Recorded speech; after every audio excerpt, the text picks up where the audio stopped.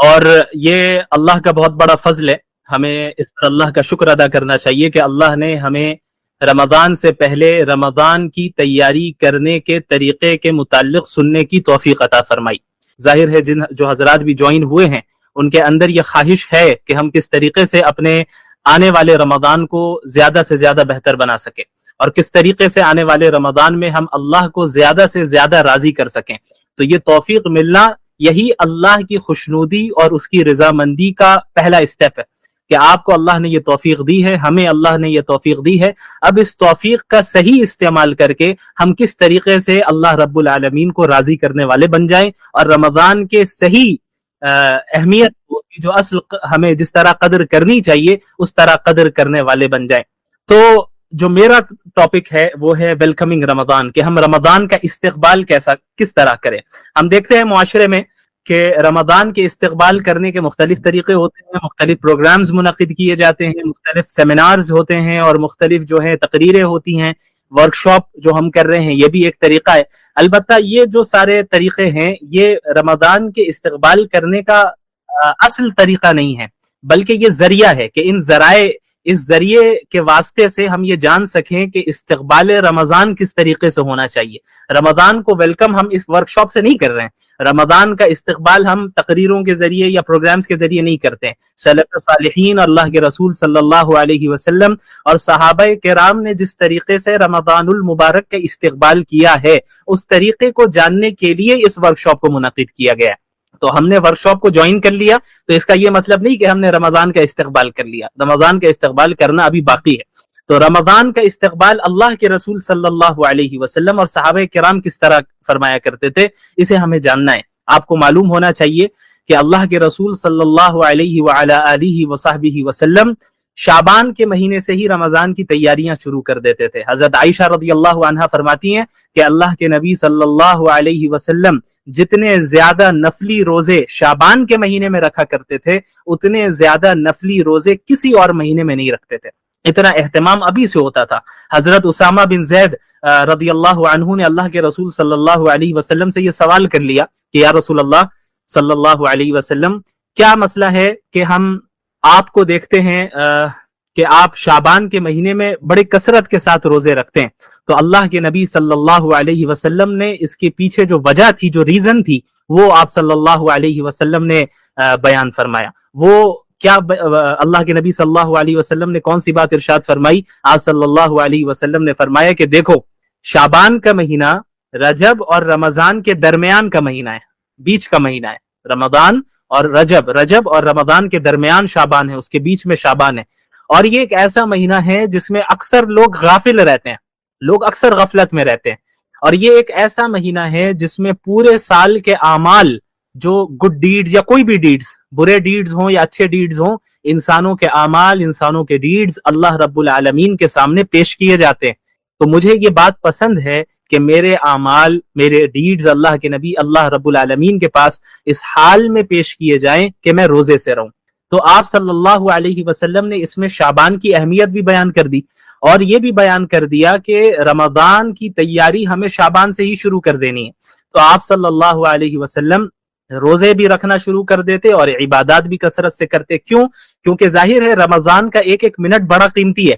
اب عموماً کیا ہوتا ہے؟ عموماً یہ ہوتا ہے کہ جب ہم رمضان کے پورے سال ہم نے تو روزے رکھے نہیں، نفلی روزوں کی عادت رہی نہیں، اب رمضان سے جب ہم نے روزہ رکھنا شروع کیا تو شروع کے ایک ہفتے تو ہمیں روزے سے اور عبادات سے یوز ٹو ہونے میں ہی لگ جاتا ہے۔ تو شروع میں طبیعت بھی خراب ہوتی ہے، روزے رکھنے سے طبیعت بھی بگڑ جاتی ہے، چونکہ ابھی پورے سال ہم نے رکھا نہیں، ہمیں اس کی عادت ہی نہیں رہی۔ تو اب ہم نے جب روزے رکھنا شروع کیا ایک سال کے بعد، تو پھر ہمارے جسم میں بھی ہمیں تکلیف ہونے لگی، طبیعت بھی خراب ہونے لگی، اور پھر ایکٹیو بھی ہم زیادہ نہیں رہ پائے۔ تو اس روزے سے یوز ٹو ہوتے ہوتے تقریباً ایک ہفتہ رمضان کا گزر جاتا ہے، اس کے بعد پھر ہم عادی ہو جاتے ہیں روزے کے۔ لیکن اس کی وجہ سے کیا ہوا؟ شروع کے ایک ہفتے میں جس طرح ہمیں اللہ کی زیادہ سے زیادہ عبادت کرنی چاہیے تھی، اس میں ہم پیچھے رہ جاتے ہیں۔ تو اللہ کے نبی صلی اللہ علیہ وسلم اور صحابہ کرام اور سلف صالحین رحمہم اللہ، یہ حضرات شعبان سے ہی روزہ رکھنا شروع کر دیتے تھے، شعبان کے ہی سے ہی روزے رکھنے شروع کر دیتے تاکہ عادی ہو جائیں اسی مہینے میں۔ اور جو کچھ شروع میں طبیعت خراب ہونی ہے اور دیگر پریشانیاں ہونی ہے وہ شعبان میں ہی ہو جائے. اب جب رمضان کا مہینہ شروع ہو رہا ہے تو پورے ایکٹیو ہو کر جو ہے ہم عبادات کریں. اسی طرح بہت سے لوگوں کا عام دنوں میں قیام اللیل کرنے کی عادت نہیں ہوتی، تہجد کرنے کی عادت نہیں ہوتی، تو اللہ کے نبی صلی اللہ علیہ وسلم اور صحابہ کرام اور ہمارے جو علماء اور سلف صالحین گزرے ہیں وہ شعبان میں عبادتوں کی کثرت کرنے لگتے، عبادتوں کی تعداد بڑھا دیتے. رمضان میں جو معمولات اور جو شیڈیول عبادتوں کی ہوتی ہے اس سے ملتے جلتے شیڈیول پر وہ عمل کرنے شعبان سے ہی لگ جاتے، تاکہ رات کی نمازوں کی بھی عادت شعبان میں ہی لگ جائے، رمضان میں جا کے جو ہے وہ پریشانی نہ ہو. تو رمضان المبارک کا استقبال بھی ہمیں اسی طریقے سے کرنا ہے. تو سب سے پہلی چیز تو یہ ہے کہ اپنی نیت کو خالص کریں اور اس چیز کو ذہن سے نکال دیں کہ اس آنے والے رمضان کو ہم رسم و رواج کی طرح نہیں گزاریں گے کہ ہر سال رمضان آ رہا ہے بس وہ افطار پارٹی ہوتی ہے، سحری کرنا ہے، رات میں گھومنا ہے، تراویح پڑھنی ہے امام صاحب کے پیچھے اور دن بھر میں روزہ رکھنا ہے، بس یہی ہے. تو ہم نے ایک رسم بنا لیا ہے اس کو کہ بھئی یہاں سب کر رہے ہیں تو ہم بھی کرنا ہے. تو اس چیز کو سب سے پہلے کلیئر کریں اپنے ذہن میں کہ ہم رسم کے طور پہ روزہ نہیں رکھتے، ہم اسے عبادت سمجھ کے رکھتے ہیں اور اس کے پیچھے جو فضائل ہیں اور جو اہمیت ہے اس کو ذہن میں رکھتے ہوئے کرتے ہیں. تو سب سے پہلی چیز یہ ہے کہ اپنی نیت کو خالص کرنا، نیت کی اصلاح کرنا کہ ہم رمضان کے روزے کس کے لیے رکھ رہے ہیں، رمضان کی عبادت ہم کس کے لیے کر رہے ہیں، ہم اللہ کو راضی کرنے کے لیے کر رہے ہیں. ایک تو یہ ہے کہ بری نیت ہو، لوگوں کو دکھلاوے کے لیے ہم کر رہے ہیں، بھائی روزہ ہم رکھ رہے ہیں تاکہ لوگ دیکھیں، لوگ کہیں کہ ہم روزے دار ہیں، یا روزہ ہم اس لیے رکھ رہے ہیں کہ تاکہ یہ لوگ نہ کہے کہ بھائی دیکھو مسلمان ہے روزہ نہیں رکھتا ہے. نماز تراویح یا قیام اللیل ہم پڑھ رہے ہیں یا عبادتیں کر رہے ہیں اس لیے کر رہے ہیں کہ گھر والے کہیں یا دیکھنے والے کہیں کہ بڑا عابد و زاہد ہے، یا سب کر رہے ہیں اس لیے ہم کر رہے ہیں. تو یہ دونوں طریقے صحیح نہیں. ایک ہوتا ہے کسی عمل کے پیچھے غلط مقصد ہونا، غلط نیت ہونا، اور ایک ہوتا ہے کہ کسی عمل کے پیچھے کوئی نیت ہی نہیں ہونا. یہ دونوں بری چیزیں.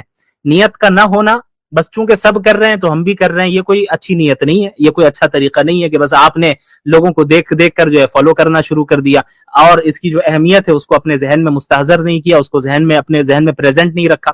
اور بری نیت ہو تو یہ بھی بڑی خطرناک چیز ہے. تو ہماری نیت کیا ہونی چاہیے؟ ہماری نیت یہ ہونی چاہیے کہ ہم رمضان میں تمام عبادتوں کو، چاہے وہ روزہ ہو یا رات کی نماز ہو یا اس کے علاوہ غریبوں کے درمیان صدقہ و خیرات کرنا ہو، افطار کرانا ہو یا سحری کرنا ہو یا نمازوں کا اہتمام ہو، صدقات کا اہتمام ہو، ذکر و اذکار کا اہتمام ہو، یہ سب ہم صرف اللہ کو راضی کرنے کے لیے کر رہے ہیں اور اس لیے کر رہے ہیں کہ اللہ سے تقرب حاصل ہو جائے. رمضان کا جو مہینہ ہوتا ہے یہ ایک ٹریننگ، تربیتی کورس ہوتا ہے. ایک مہینے کے کورس سے اللہ رب العالمین ہمیں گزارتے ہیں کہ پورے 11 مہینے جو ہے ایک بندہ دنیا کے پیچھے بھاگتا رہتا ہے اور کبھی اکثر ایسا ہو جاتا ہے کہ دنیا غالب آ جاتی ہے، اللہ کو بھول جاتا ہے. دنیا غالب آ جاتی ہے، اللہ کو وہ بھول جاتا ہے. تو رمضان کے مہینے میں ٹریننگ ہو رہی ہوتی ہے کہ بھئی اب آ جائیں، جہاں بھٹکے ہوئے جو ہیں، اللہ آواز لگا رہا ہے کہ سب آئیں اور اپنی اصلاح کر لیں، آئیں اور ہمارے قریب آئیں. اب آپ دیکھیں اللہ کے نبی صلی اللہ علیہ وسلم نے رمضان کے متعلق کیا فرمایا. اللہ کے نبی صلی اللہ علیہ وسلم نے فرمایا کہ جب رمضان کا مہینہ شروع ہوتا ہے تو فتحت ابواب الجنہ واغلقت ابواب النار، کہ جنت کے دروازے کھول دیے جاتے ہیں اور جہنم کے دروازے بند کر دیے جاتے ہیں. کیوں بھائی ایسا کیوں کیا جاتا ہے؟ اس کا کیا تعلق ہے؟ ابھی تو ہمیں جنت میں اٹھ کے جانا نہیں ہے، ایسا تو نہیں عید کے دن ہی جنت چلے جائیں یا عید کے دن ہی جہنم چلے جائیں، ایسا تو نہیں ہوتا ہے. کیوں ایسا پھر اللہ تعالیٰ فرماتے ہیں ایسا اس لیے کرتے ہیں چونکہ یہ رمضان کا پروٹوکول ہے. یہ رمضان کا پروٹوکول ہے کہ رمضان کی ابتدا ہوگی، جنت کے سارے دروازے کھول دیے جائیں گے اور جہنم کے سارے دروازے بند کر دیے جائیں گے. یہ انڈیکیشن ہے، انڈیکیٹ کرتے ہیں اللہ رب العالمین اس چیز کی طرف کہ اب میری رحمت کا دروازہ پہلے سے زیادہ کھل چکا ہے. تو جتنے بھٹکے ہوئے ہو تم، جتنے بڑے گناہ تم نے اپنے پاسٹ میں کر رکھے ہوں، آؤ اب رجوع کر لو، آؤ اور اب توبہ کر لو، آؤ اور اپنی اصلاح کر لو، میں تمہاری مغفرت فرماؤں گا. اسی لیے اللہ کے نبی صلی اللہ علیہ وسلم کی حدیث میں، حدیث قدسی ہے، جس میں اللہ رب العالمین نے کیا فرمایا ہے کہ لو بلغت ذنوبک عنان السماء، تمہارے گناہ آسمانوں تک کیوں نہ پہنچ جائے. یہ شیطان کے بہکانے کا طریقہ ہے. شیطان کا ایک بہت بڑا ٹریپ ہے یہ، اس کو ذہن میں رکھیں کہ وہ انسان کے ذہن میں یہ بات ڈالتا ہے کہ بھئی تم تو پورے سال گناہ کرتے آئے، تم نے جو اپنے پاسٹ میں فلاں گناہ کیا ہے، تم نے جو ہے غلط تعلقات رکھے، تم نے کسی کا مال دبایا ہے، اور تم نے جو ہے زنا کیا ہے، تم نے یہ کیا ہے، تم نے وہ کیا. یہ سارے گناہ اپنی جگہ پر، اس سے توبہ کرنا ضروری ہے اور جن کا حق دبایا گیا ہے ان تک حق لوٹانا ضروری ہے. لیکن شیطان کیا وسوسہ ڈالتا ہے؟ شیطان یہ وسوسہ ڈالتا ہے کہ بھئی اب عبادت کر کے کیا فائدہ، تم نے تو پچھلے سال گناہ کیے تھے، ابھی پچھلے مہینے تم نے یہ غلطی کی، پچھلے مہینے تم نے اللہ کی اس طرح نافرمانی کی، تو اب تمہاری دعا کرنے سے جو ہے، تمہاری دعا سے اللہ کوئی تمہیں معاف کرنے والا نہیں ہے، کس منہ سے اللہ کے پاس جاؤ گے؟ یہ شیطان کا ٹریپ ہے، اس سے بچنا ہے۔ اسی لیے اللہ رب العالمین نے فرمایا قل یا عبادی الذین اسرفوا علی انفسہم لا تقنطوا من رحمت اللہ، کہ اللہ کے رسول آپ میرے بندوں سے کہہ دیجئے۔ یہ دیکھیں آپ، اللہ بندے کہہ کر پکار رہے ہیں ہر ایک کو، جو بڑے سے بڑا دیندار ہے اس کو بھی، اور جو بڑے سے بڑا گنہگار ہے اس کو بھی، آخر سب اللہ ہی کے بندے۔ اللہ فرما رہے ہیں کہ آپ میرے بندوں سے کہہ دیجئے لا تقنطوا من رحمت اللہ، کہ تم اللہ کی رحمت سے مایوس نہ ہو، اللہ کے مرضی سے مایوس نہیں ہونا ہے۔ کیوں؟ کیونکہ مایوسی تو یہ کفار کا طریقہ ہے، مایوسی یہ مسلمانوں کا طریقہ نہیں ہے۔ لا تقنطوا من رحمت اللہ ان اللہ یغفر الذنوب جمیعا، اللہ رب العالمین تمام گناہوں کو معاف کر دیتا ہے۔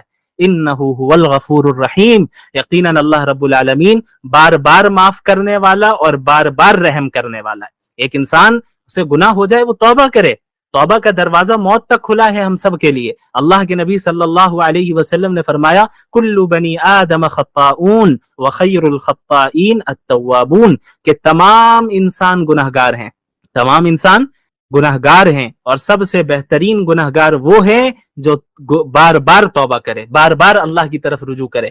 تو جب ہم توبہ کر رہے ہوں تب تو پکا عزم ہونا چاہیے کہ آئندہ کبھی نہیں کرنا ہے، کبھی نہیں کرنا ہے۔ لیکن نفس اگر کبھی ان فیوچر غالب آ جائے یا شیطان کے وسوسے سے انسان مغلوب ہو جائے تو اور گناہ کر بیٹھے، تو اس کا یہ مطلب نہیں کہ اب چونکہ توبہ ٹوٹ گئی ہے اب کوئی ریٹرن ہونے کا دروازہ نہیں، ایسا نہیں ہے۔ پھر آپ اسی پکے عزم کے ساتھ توبہ کریں۔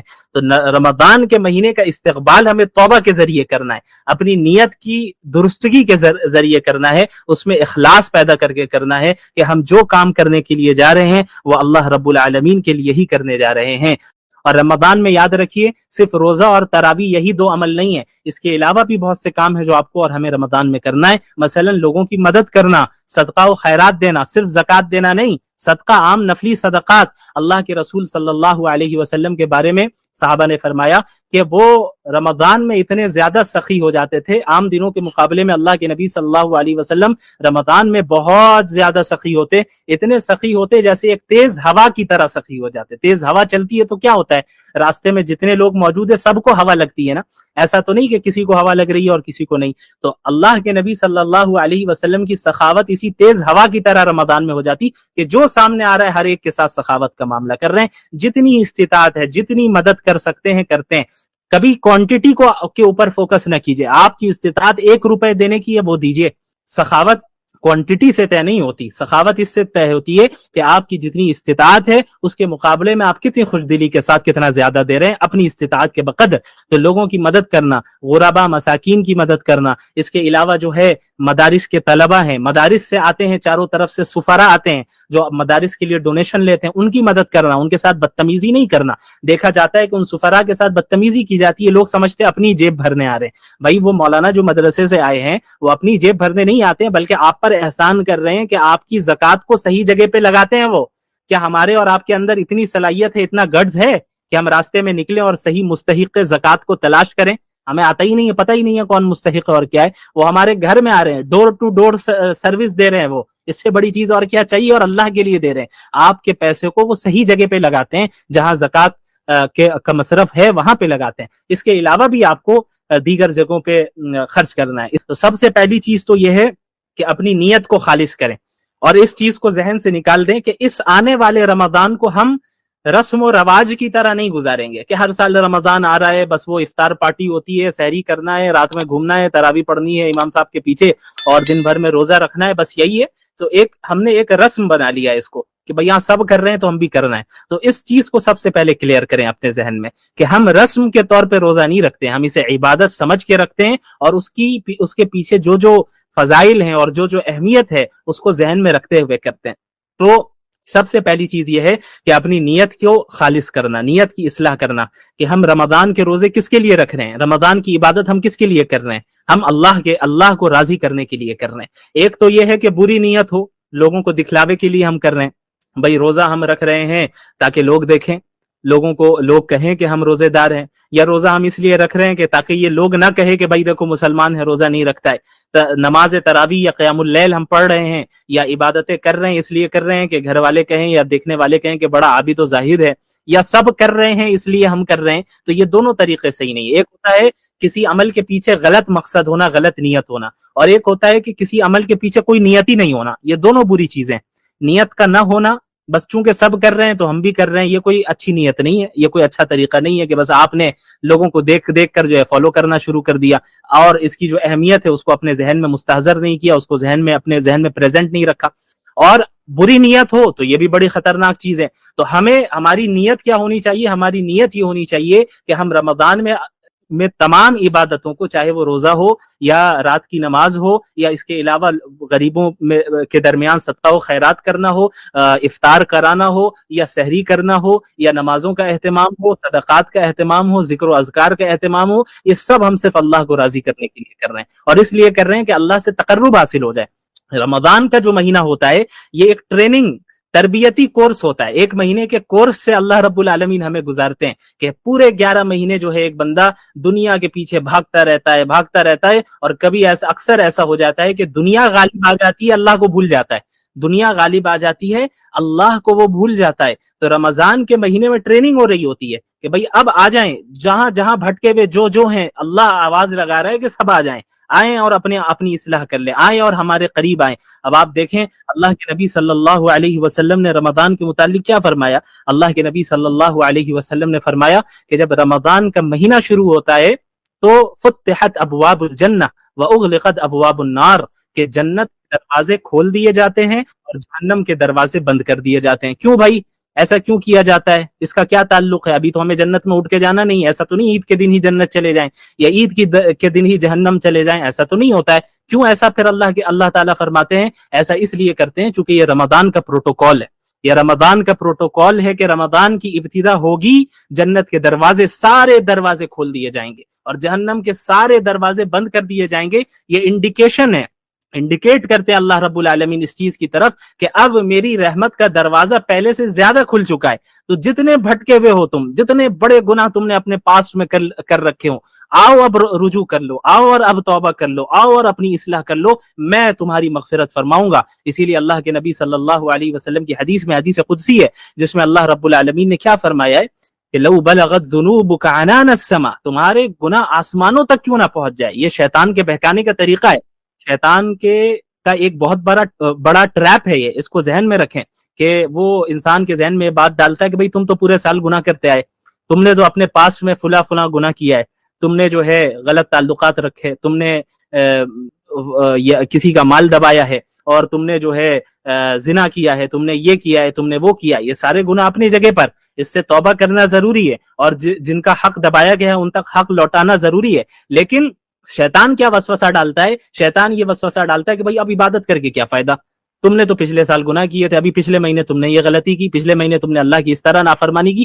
تو اب تمہاری دعا کرنے سے جو ہے، تمہاری دعا سے اللہ کو تمہیں معاف کرنے والا نہیں ہے، کس منہ سے اللہ کے پاس جاؤ گے؟ یہ شیطان کا ٹریپ ہے، اس سے بچنا ہے۔ اسی لیے اللہ رب العالمین نے فرمایا قل یا عبادی الذین اسرفوا علی انفسہم لا تقنطوا من رحمت اللہ، کہ اللہ کے رسول آپ میرے بندوں سے کہہ دیجئے۔ یہ دیکھیں آپ، اللہ بندے کہہ کر پکار رہے ہیں ہر ایک کو، جو بڑے سے بڑا دیندار ہے اس کو بھی، اور جو بڑے سے بڑا گنہگار ہے اس کو بھی، آخر سب اللہ ہی کے بندے۔ اللہ فرما رہے ہیں کہ آپ میرے بندوں سے کہہ دیجئے لا تقنطوا من رحمت اللہ، کہ تم اللہ کی رحمت سے مایوس نہ ہو، اللہ کی مرضی سے مایوس نہیں ہونا ہے۔ کیوں؟ کیونکہ مایوسی تو یہ کفار کا طریقہ ہے، مایوسی یہ مسلمانوں کا طریقہ نہیں ہے۔ لا تقنطوا من رحمت اللہ ان اللہ یغفر الذنوب جميعا، اللہ رب العالمین تمام گناہوں کو معاف کر دیتا ہے۔ انہ هو الغفور الرحیم، یقیناً اللہ رب العالمین بار بار معاف کرنے والا اور بار بار رحم کرنے والا ہے۔ ایک انسان سے گناہ ہو جائے وہ توبہ کرے، توبہ کا دروازہ موت تک کھلا ہے ہم سب کے لیے۔ اللہ کے نبی صلی اللہ علیہ وسلم نے فرمایا کل بنی آدم خطاؤن وخیر الخطائین التوابون، کہ تمام انسان گناہگار ہیں، تمام انسان گناہگار ہیں، اور سب سے بہترین گناہگار وہ ہیں جو بار بار توبہ کرے، بار بار اللہ کی طرف رجوع کرے۔ تو جب ہم توبہ کر رہے ہوں تب تو پکا عزم ہونا چاہیے کہ آئندہ کبھی نہیں کرنا ہے، کبھی نہیں کرنا ہے۔ لیکن نفس اگر کبھی ان فیوچر غالب آ جائے یا شیطان کے وسوسے سے انسان مغلوب ہو جائے تو اور گناہ کر بیٹھے تو اس کا یہ مطلب نہیں کہ اب چونکہ توبہ ٹوٹ گئی ہے اب کوئی ریٹرن ہونے کا دروازہ نہیں، ایسا نہیں ہے، پھر آپ اسی پکے عزم کے ساتھ توبہ کریں۔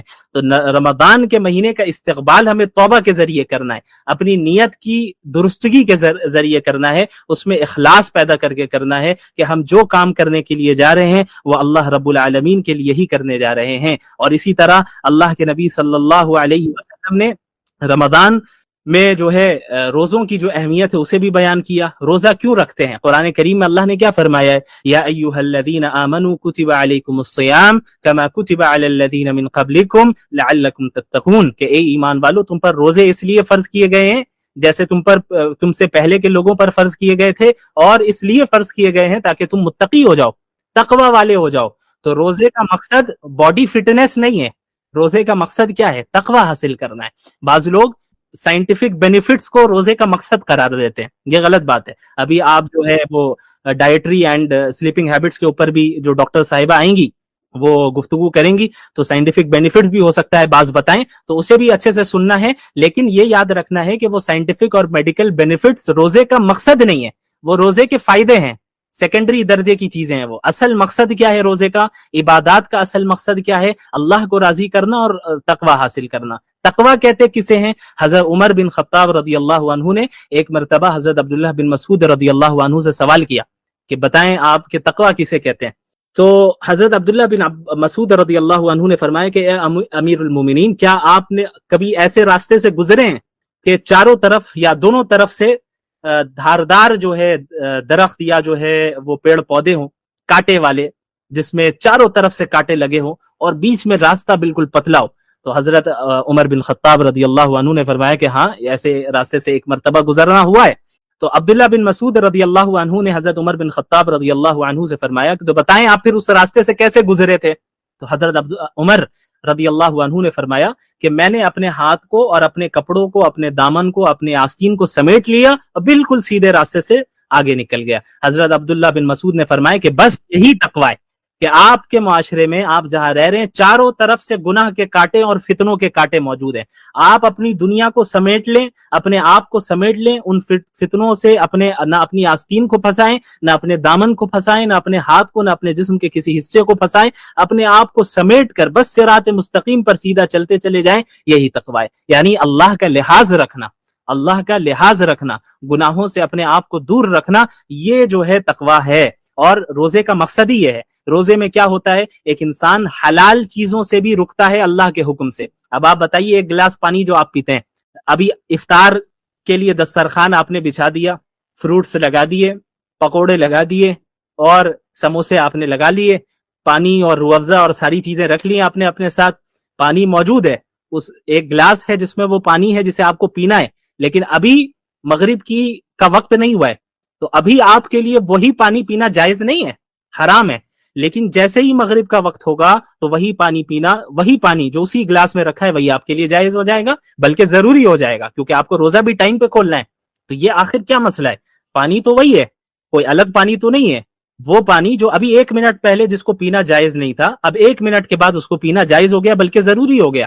یہ آخر کیا مسئلہ ہے؟ ایسا کیوں ہوا؟ یہ اللہ کے حکم کی وجہ سے ہوا، کہ اصل اللہ کا حکم ہے، اللہ کا حکم جہاں کہے گا، اللہ نے جہاں کہہ دیا یہاں رک جاؤ، بس ہمیں رک جانا ہے، اللہ نے جہاں کہہ دیا بس آگے بڑھو، ہمیں آگے بڑھنا ہے۔ یہ ہے ایک متقی مومنین کی صفت، متقی کی صفت اور مومن کی صفت، کہ اللہ کے حکم کے سامنے ہر چیز کو سرنڈر کر دینا ہے، اپنی چیز کو، اپنی خواہشات کو پیچھے ڈال دینا ہے۔ تو رمضان میں تربیتی کورس ہے، یہ ٹریننگ ہوتی ہے پورے سال کے لیے۔ کیا ٹریننگ ہوتی ہے؟ کہ جس طریقے سے رمضان کے مہینے میں آپ اللہ کے حکم سے حلال چیزوں سے رک رہے ہیں ٹیمپرری طور پہ، صبح صادق سے لے کر غروب وقت تک آپ کھانے پینے سے اور سیکشول ریلیشن سے آپ اپنے آپ کو دور رکھ رہے ہیں، رکھنا ہے، ضروری ہے، فرض ہے، ورنہ آپ گنہگار ہوں گے۔ اللہ کے حکم سے جو ہے آپ نے حلال چیزوں کو وقتی طور پہ آپ اپنے آپ کو آپ نے دور کر لیا، تو یاد رکھیے پورے سال رمضان کے علاوہ باقی 11 مہینوں میں بھی وہ چیزیں جو اللہ نے آپ پر پرماننٹلی حرام کی ہیں،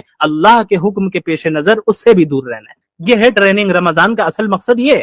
لیکن ہمارے یہاں رمضان کو بس ایک کھیل کود اور ایک جو ہے بس کھانے پینے کا مہینہ بنا دیا گیا ہے. ہمارے یہاں بس جو ہے خواہ خواہ کے نعروں اور جو ہے خواہ خواہ کے پروگرامز اور افطار پارٹی اور سحری پارٹی، ہم بس اسی میں رہتے ہیں. یہ جو ہے یہ جو ہمارے ذہن میں وسوسے آتے ہیں، یہ شیطانی وسوسے جو رمضان سے پہلے اور زیادہ آتے ہیں، چونکہ شیطان کو پتہ ہے کہ ابھی رمضان آئے گا، مجھے قید کر لیا جائے گا. اللہ کے نبی صلی اللہ علیہ وسلم نے فرمایا کہ وصفدت الشیاطین، کہ شیاطین کو رمضان کے مہینے میں قید کر دیا جاتا ہے. جو سرکش شیاطین ہوتے ہیں، جن کا کام ہوتا ہے لوگوں کو ایمان سے اور اسلام سے دور کرنا، انہیں قید کر دیا جاتا ہے. تو شیطان بھی رمضان سے پہلے بندوں کی اپنے چیلوں کی اور اپنے ایجنٹس کی ٹریننگ کر کے جاتا ہے. میں تو جا رہا ہوں، تمہیں اپنا باقی کام کرنا ہے، ایک مہینے کے لیے تمہارے حوالے. تو ہمیں یہ دیکھنا ہے کہ ہم شیطان کے ایجنٹ بنیں گے یا اللہ رب العالمین کے بندے بنیں گے. ہم شیاطین کے بندے ہیں یا اللہ کے بندے. اللہ کے نبی صلی اللہ علیہ وسلم نے فرمایا لا یؤمن احدکم حتی یکون ہواہ تبعا لما جئت بہ، تم میں سے کوئی اس وقت تک مومن، کامل مومن، ایک اعلیٰ درجے والا مومن ہو ہی نہیں سکتا جب تک کہ وہ اپنی میری لائی ہوئی شریعت کے تابع نہ ہو جائے. اس کی خواہشات میری لائی ہوئی شریعت کے تابع نہ ہو جائے. کیا مطلب؟